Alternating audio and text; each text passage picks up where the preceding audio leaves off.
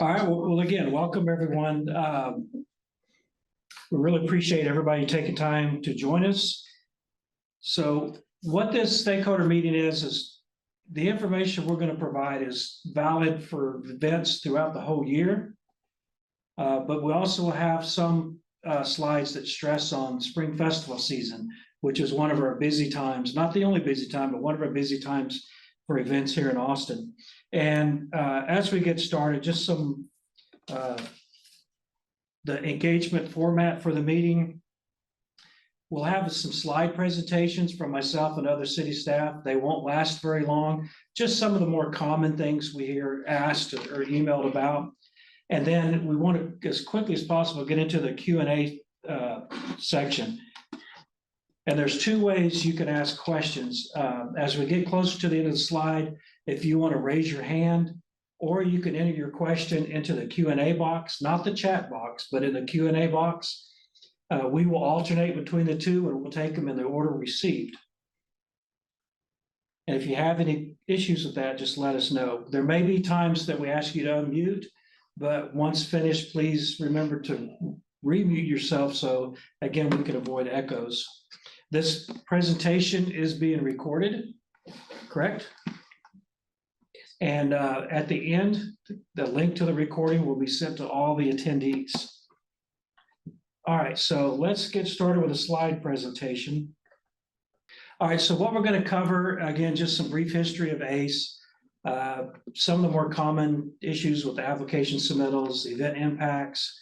We have transportation, public works, present a little bit of information, and then our sound and entertainment office, the fire department, and then APD, and then just some brief updates from all those areas. All right, Austin Center for Events, or ACE, was formed in 2012, and it is a multi-departmental team made up of staff that reviews special event applications. Some departments have dedicated staff to special events. Many departments have staff that work on multiple things. We also partner with different agencies like Texas Department of Transportation, Texas DPS, Capital Metro, and a few others. What we do here in the Development Services Corporate Special Events Office is we're responsible for the intake and processing of all the special event applications. And then I coordinate reviews, and my staff will communicate with different departments and customers, the applicants, event organizers, on any issues or items that need to be updated. We'll review those reviews from the departments, make sure they're getting done and before the event date. And then once all the reviews have been completed and approved and fees have been paid, then I'll issue the special event permit. All right, take a note of this. Again, you'll get a link to this whole presentation. The easiest way to get a hold of us here at DSD Corporate Special Events is our email, specialevents@austintexas.gov. Our website is there. It has a ton of information on it. Sometimes it's easy to get lost in all the information. There's a permit planning guide with links to certain categories. You don't have to go through that whole planning guide, but just if you want, pick the area that's you're most interested in, and then you can see that. Okay, all applications have to be submitted online via the ABC application portal, AB+C portal. First-time users will have to register and create an account. We are updating the portal, so in a month or so, it'll have a fresh new look, and hopefully some of the past issues we've had will no longer be a concern. When you get to the part of the application to select your location, it defaults to map search. It's a whole lot easier to use text search. So just a tip, you may want to try that. If at any time you're submitting an application and you hit a snag, email us at specialevents@austintexas.gov, and we will assist on our end. And if need be, we can enter the location, and then you can continue with the application.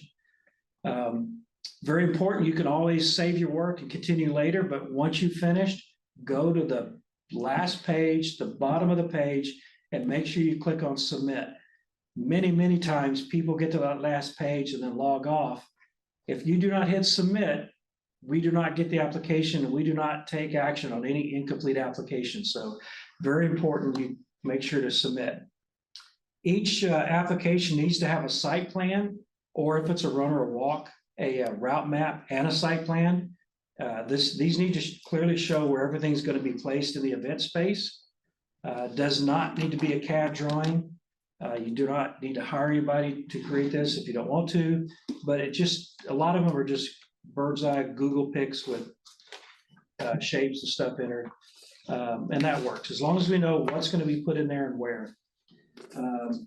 The applications are not considered complete or eligible to be reviewed until an acceptable site plan is submitted and the application processing fees have been paid. After you submit your application, we will assign a tier level to it, and then we'll email you an invoice with that processing fee. Again, special events are categorized into one of 4 tier levels. Most events throughout the year, especially during Spring Festival season, are tier 2s. These have an application deadline of 30 days prior to the event date, but you don't have to wait to 30 days. If you have the information needed in the application and the site plan, you can submit it 364 days ahead of time. And we do have the availability to accept late applications. There is an additional late application fee charge for those, but during Spring Festival season and other busy times, event seasons, there's no guarantee that late applications can be accepted. So please submit as soon as possible. This is the first page of what the current portal looks like. And I'm going to move up so I can see what's written on the left side. But there's a menu on the left side. To start the application, the 5th one down is apply for right-of-way permit / special events. You'll click on that. At the very next screen, you'll select special events, and then you'll go into the acknowledgement page and then the application itself. If you save your work to finish later and you log back in, you want to go to My Incomplete Applications and then select the permit number for the one you're working on. And once you get the invoice, there's a link for My Bills on the left as well, so you can go straight to your bills. If you've been invoiced from multiple departments and you click on that, most of those should show up for the departments that track the work in Amanda. There are some departments like the police department, Parks and Rec, Austin Travis County EMS, they have their own billing system. So if there are bills from them, it'll come in a different email. City Council mandated that all costs associated with permits and staffing events and processing applications and reviewing applications be recovered via fees. So those fees went into effect October 1st, 2022. So most people are aware of that. There is a fee schedule on our website. I will tell you that fee schedule has a ton of fees on it. Don't be alarmed because most events will not have anywhere near, well, they won't have all those fees on there. So as an example, on the next slide, we put in what a typical tier 2 event fees would be. So for tier 2, there's an application processing fee. If you submit late and we accept it, there's the additional late application processing fee. There's typically an outdoor event permit fee that includes their site inspection. If you have outdoor amplified sound, the sound review fee is $704.38. The fees that have asterisks, they include a 4% technology surcharge. And then the ACE special event permit fee, well, that doesn't have an asterisk, but it does have the surcharge. It's $122.26. So for a tier 2, you're looking at around $1,400, but that does not include the late application fee. It does not include any transportation public work fees if there's any street use or right-of-way use. There may be other fees if there's large tents involved, but we can give you a better estimate once we have the application. We know what it is you want to use. All right. couple things to be aware of. We have a moratorium on new street events in the downtown Austin Project Coordination Zone, what we call DAPSI. You can see on the map the borders. That's due to all the road construction and high-rise construction, building construction taking place. We used to renew this yearly, but these projects are going to run for multiple years. So it's indefinite. There are exceptions for smaller events, and it's based on the review by Transportation Public Works Director and myself. We look at what the impact on mobility is, other events that are already approved in that area, et cetera. Now, the First Amendment free speech events, they're not affected by this. There's still an ACE review required, but those are not affected by the moratorium. And any event outside that downtown area is going to continue to be reviewed and permitted as long as there's adequate staffing to facilitate and all safety precautions are met and permit regulations, requirements. All right, I believe. All right, so that's all of my slides for the moment. I want to introduce the manager for the Transportation Public Works Office of Special Events, Annette Martinez, and she will continue with her presentation. Hello, everyone. Annette Martinez, Transportation Public Works Division Manager. So I have a few slides that go over some of the basic questions or the recent most asked questions that we get for our office. So we'll go through the different types of examples of right-of-way use. So we have the use of the sidewalk, which would be for putting up decals, murals, building wraps, if you need to use scaffolding or scissor lifts or ladders to put something up on a building, that would go through our office to get a permit for use on the sidewalk. Another example is a parking space or a parking lane use for food trucks, display vehicles, generators, and loading or unloading for your event that is taking place in a building or next to a park. And then our third example is a street closure or a traffic lane closure. Those could be safety closures, full street activations for an event. And then just keep in mind that the moratorium that Bill mentioned earlier is also in effect for the area in the downtown area. So this slide, they get these slides later, right, Bill? Yes. Okay, so if you ever have questions and you have a little more detail on what you want, these next few slides I have will give you very specific examples that we permitted in the past and the different types of requirements. So you save the slides for use for later. This one as well for parking spaces and for lanes. This gives you all of the information that you'll need in terms of requirements and the types of things that we can permit in the parking spaces. This one's a little bit different because if you're doing just loading and unloading and not activating the parking space for a food truck or a generator, the cost is different and the requirements are a little bit different. If it's associated with an event, it'll still go through my office. If it's not associated with an event, it will go through the right-of-way process. That's what this slide is for. And then if you're going to apply for a full street closure use, these are the type of activations that we do with those and how we do them and the type of documentation that's required for them as well.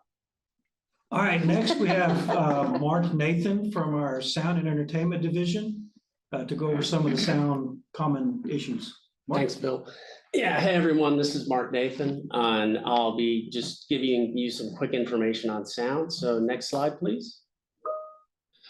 So with the application, we're looking to get a thorough understanding of the scope and the details of the outdoor music programming needed to review the application. We do understand that at the time of application, all of that information may not be there, but we'd like you to give us as much as possible. But please know that we probably will not be able to complete the review until we have all that information. So the information we're looking for, so on the site plan, we need to see the stage location and its orientation, which is important for us to know which direction the stage is firing. Very importantly, we need specifics of the sound system. So we need the make, model, and quantity of all the speakers in the system, which would include the main speakers, subwoofers, and monitors, and additional delays and fills if you have those. We'd also like to know the programming. If you don't have a specific band name or a specific performer name, a tier or category is fine. And we'd also like to have set times. So these applications are limited to 4 days of sound in a 30-day period, and it's not to exceed 19 days per calendar year. If you do need more duration than that, our office also does outdoor music venue permits, which are permanent permits, which would apply for the whole year. So we're available to help you with that. Another possibility is if your event is near residential property, there are possible restrictions, and the threshold there is within 600 feet. So there's a chance that you could face possibly a lower decibel limit and restricted hours of operation. And so we also want to emphasize that if you're working on an event and you have any questions about whether you might be within that threshold, or you have any other questions for us before you submit your application, we're here to help, and we're happy to answer any questions that we can. And that's all for us. Thank you. All right, next we have Battalion Chief Patterson with the Fire Department. Good afternoon. My name is Brian Patterson with Austin Fire Department Special Events. I just have a brief overview of how AFD participates within ACE. Every application is reviewed by a lieutenant from the Fire Marshal's office who specializes in special events. The review is done in compliance for all fire codes, life safety requirements, and city ordinances. Site visits and pre-event inspections will be performed as necessary. Our goal is to help event organizers provide a safe and secure event for their customers. All right, site plan and overview. So site plans is what we get the most questions about. And as Bill talked about earlier, they do not have to be professionally drawn. They just need to be legible, close to scale, and properly illustrate your event. Within the ACE website, there is an ACE event planning guide. This guide has a page dedicated just for site plans, and even has an example site plan that you can look at. And it's a good place to look for answers if you have questions about what needs to be on the site plan. A few things that we look for from AFD for site plans is we look for locations of exits, medical aid stations, generators, your locations of tents, their sizes, will the tent sidewalls be used, are they cooking tents or vendor tents? Also, if you have food trucks, we'd like to know where their locations are. We'd also like to know the names of those vendors so we can verify that they have all the proper Austin permits to operate within the city. Fire lanes should be also clearly marked within the site plan. And like I said, we'll get a link to that site plan webpage that can give you a lot of good information.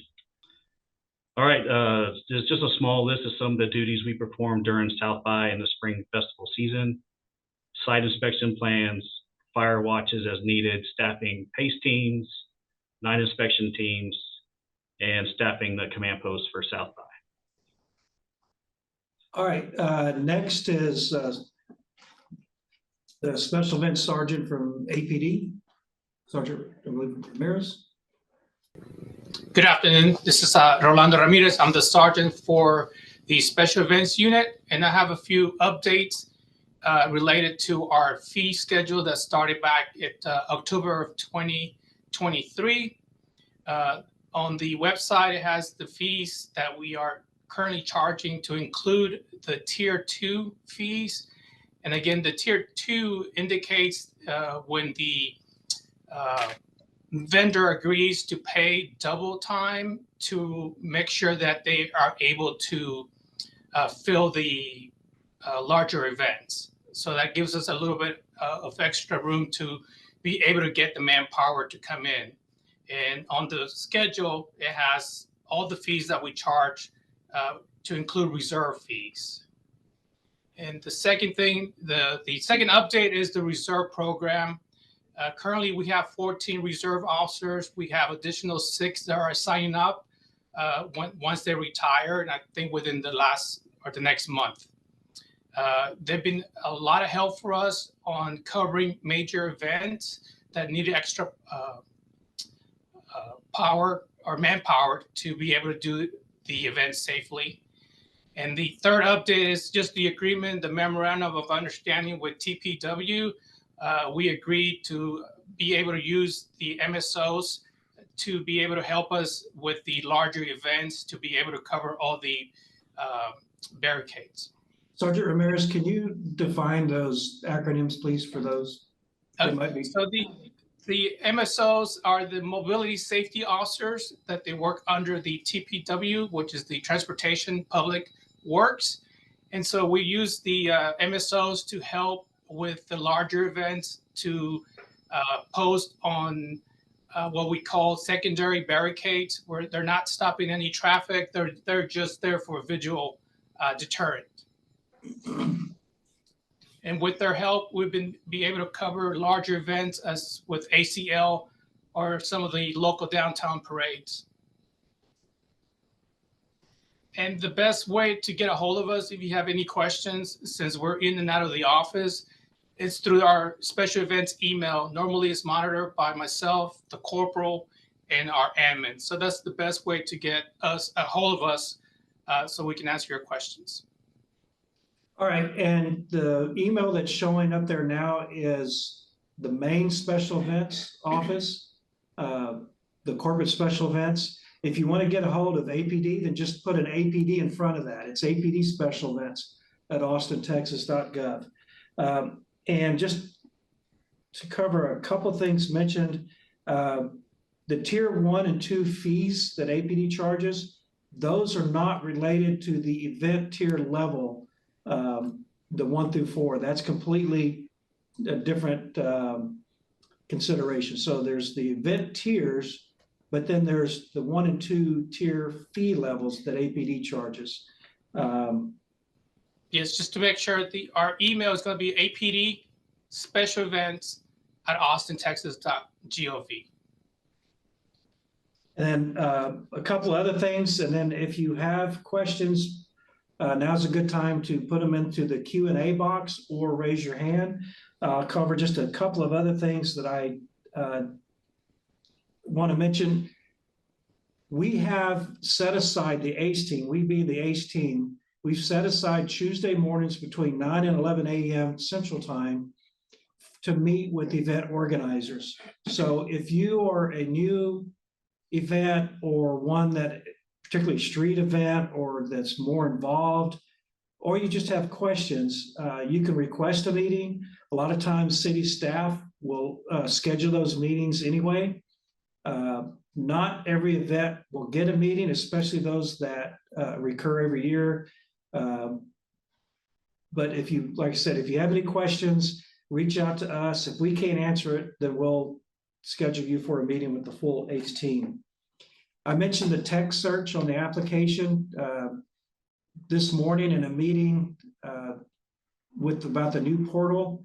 I think the poll was 100%. Everybody wanted to make the default text search. So hopefully with the new portal when it comes out, that'll be the default. All right. So let's get into the Q&A. Oh, before we do that, let me just quickly mention Austin Resource Recovery is having a zero waste event workshop. Waste diversion and reduction diversion plans are required on events.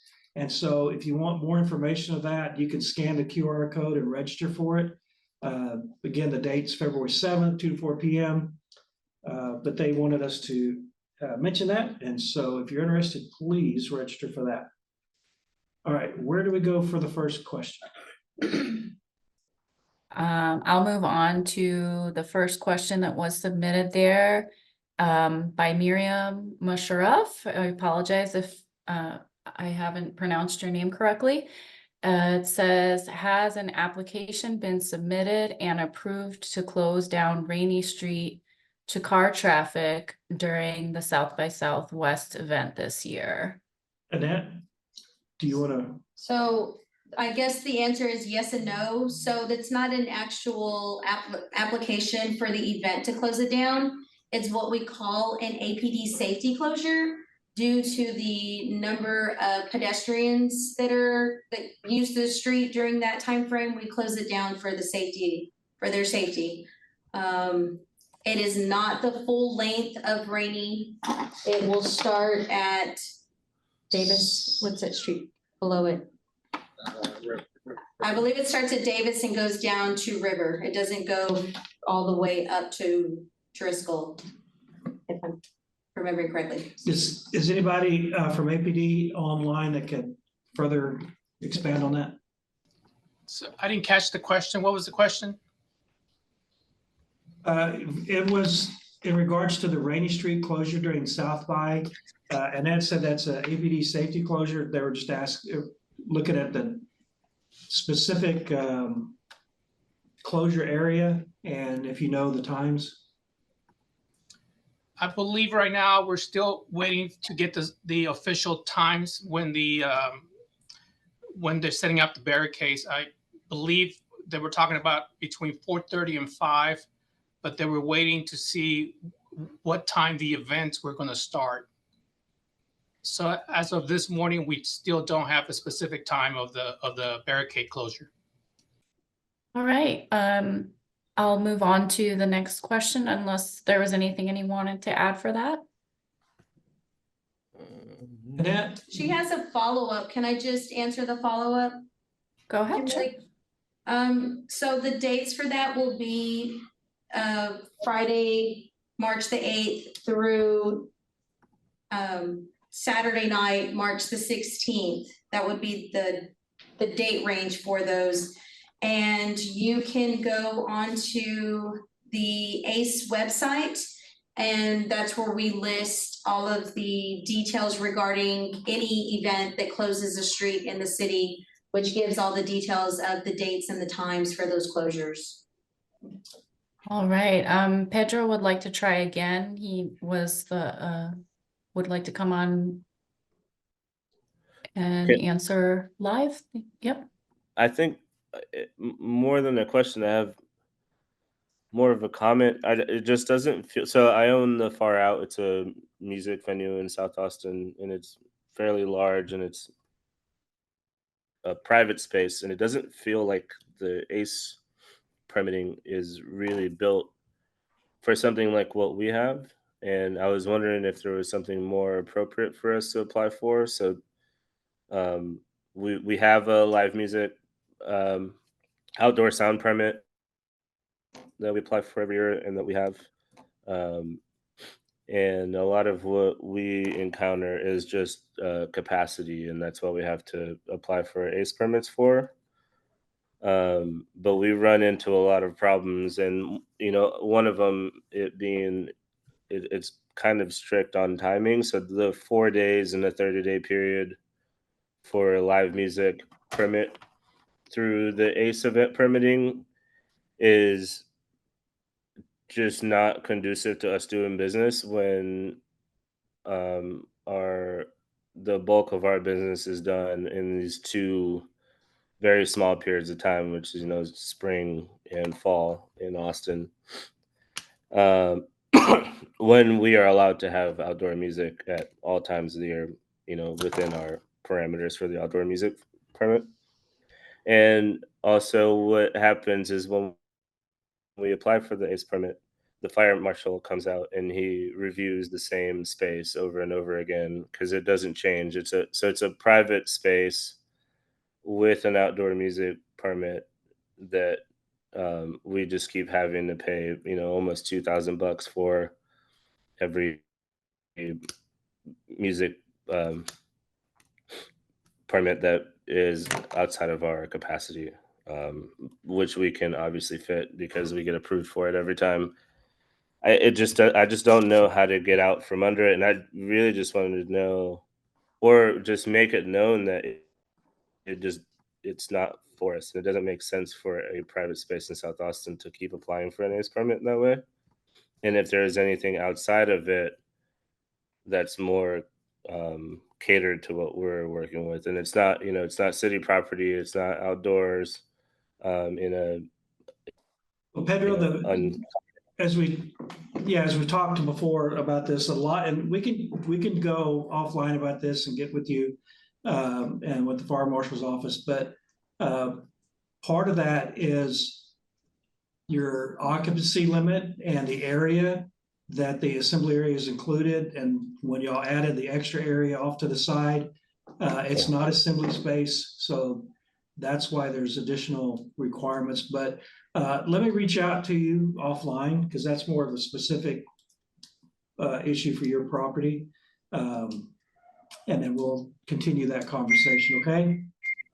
That's perfect. I mean, honestly, that's all I wanted to hear is like, it is really specific to us, and it's not really a big picture of ACE permits. I didn't want to waste your time here either, but I wanted to kind of make it known. All right, thank you, though. Thank you. Thank you. Next I have in the Q&A a question from Scotty B. Says, good afternoon. Thanks for hosting the event. In light of road closures, has any conversations been had with the Mexican American Cultural Center to help facilitate parking or ride sharing drop-offs? So the Mexican American Culture Center, or what we call the MAC, is a parks property that's currently under construction. So the site itself will be closed as per the construction.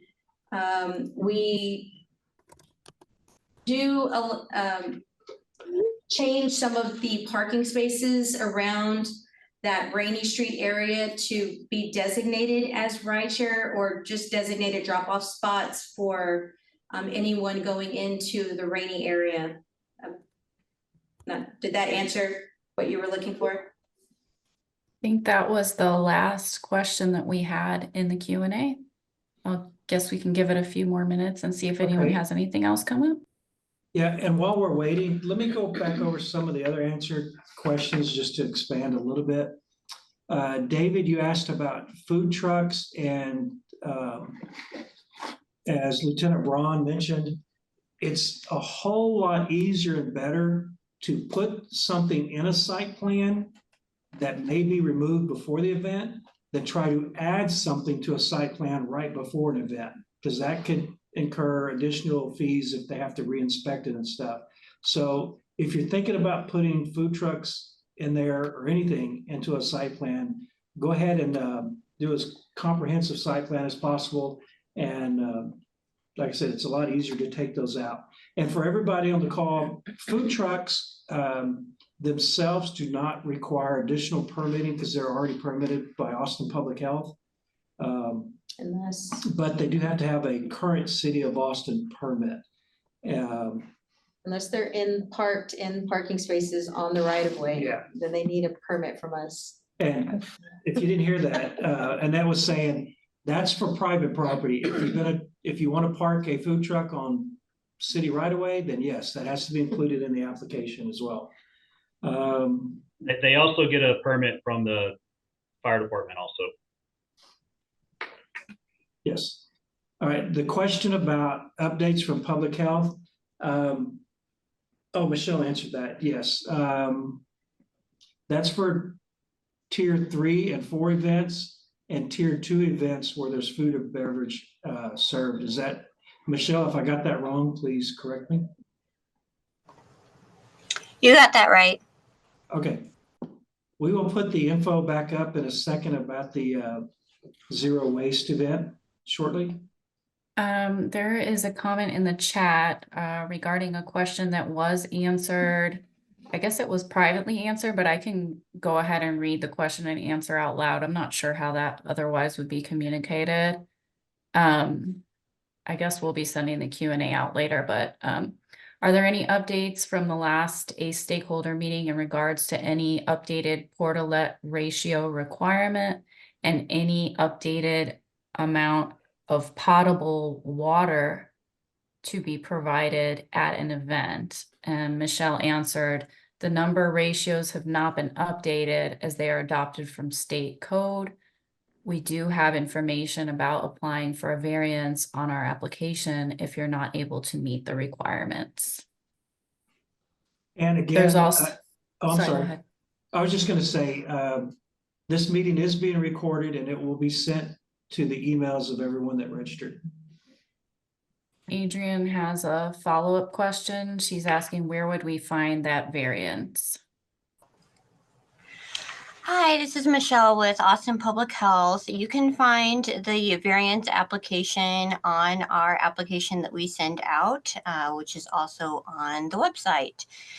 I can drop my email in the chat if anyone has any specific questions on that, or if you wanted to see the variance application before your event. You can go ahead, Les Carnes. I think I asked you to unmute. I submitted a comment way back when, well before the deadline for comments concerning the portable toilets. I never received a response back, nor anything else concerning the portable toilet stuff. I provided the industry information that I found, and I'm kind of curious as to why we weren't updated on that, because I was under the impression that there was going to be more information provided. At least that would have been the courtesy, so we could plan on this stuff. Hi, yes, after the stakeholder meeting that we had the last time, we did have a question and answer and comment session, and those did go to my program manager, who did answer the questions that came in through that route. We took the feedback that we received from that as well. However, we are using the state code for our guidelines, which are the guidelines that we presented, the 50 portables per our one toilet per 50 patrons. And like I said before, you do have the option to submit a variance if you aren't able to meet that, as long as what you're proposing would otherwise meet the requirements. So did you read my response? This is Les Carnes with Eeyores. I mean, I was fully expecting not to have to do a follow-up, that y'all would get in touch with us, because your standards of one portable toilet per 50 folks, none of the parks out there meet that, okay? None of your facilities meet that as well. I don't know about all of them, but I know that your Palmer Event Center does not meet that. So I guess my question is, would you respond to would you take a look at my comment? Because I've done my research on it, and an outdoor event where you have people coming and going all day and no one stays for really more than 4 hours is a lot different from a sit down thing where you have people trapped in a space and nobody's coming and going. I don't know. I mean, I'm only going with the industry standards from that I found, and I've submitted those to you. Now, I'm kind of curious as to why we weren't given further information on this, or had more of a dialogue with this, rather than just say that's the state standard, when I'm not. I mean, y'all are being kind of, kind of heavy-handed on this without actually engaging the practical experience of the people that have been doing these things for decades. So, And this is Bill. We've talked about this, and I don't know. well, You said, listen, let me finish. I don't know why someone did respond to your inquiry directly to you. I have no idea where that went to, but the response is they instigated, or they implemented the variance program where you can apply for variance in events that have been held annually in Austin. that have not had any issues with that can present that information, and that's how it'll be addressed by Austin Public Health in the review. So I don't think we need to go any further with that in this meeting. So if you need some follow-up, I'll ask Michelle to have her program manager reach out to you, but I think that's been addressed, so thank you. Mr. Mano, it would be very, very helpful when you decide on the variance for somebody that's got an event that's been going on forever, that does apply to them, to let us know about a variance rather than just come out with the 50 per, the 50 participants per toilet. So, I mean, you know, this communication here is just way, way lacking for a City of Austin event. So that's my 2 cents. I'll wait for the email response and also an email link for the variance. Thank you. Thank you, Liz. There was a question and an answer that were put into the chat. I want to remind everyone to please use the Q&A. But because that was private, I guess I'll go ahead and just say it for everyone. It seems like something that could be useful for all to hear. It's from Patricia. She stated, will pedicab stakeholders receive any guidance about access? And the reply was, Patricia, TPW will be hosting meetings with pedicab stakeholders this year before South by Southwest. I will get with that team to get an invite sent out by the end of February.